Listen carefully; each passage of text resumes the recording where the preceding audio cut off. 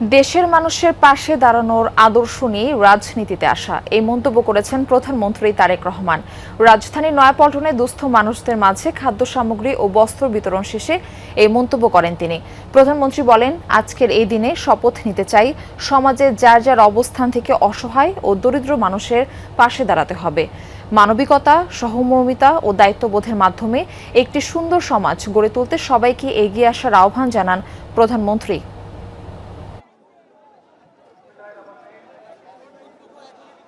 আমরা এটি শপথ গ্রহণ করি যে আমাদের আপনারা যারা বহুদিন যাবত দলে, আমরা প্রতিবারের মতন আজও চেষ্টা করেছি এরকম অনেকগুলো জায়গায়, ঢাকা শহরের বিভিন্ন জায়গায় দুস্থ অসহায় মানুষ যারা আছে, আমাদের যতটুকু আমাদের পক্ষে সম্ভব, যতজনের জন্য সম্ভব আমরা চেষ্টা করেছি।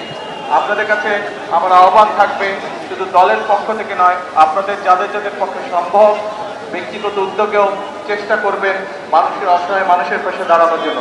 এটাই শহীদ জিয়ার শিক্ষা।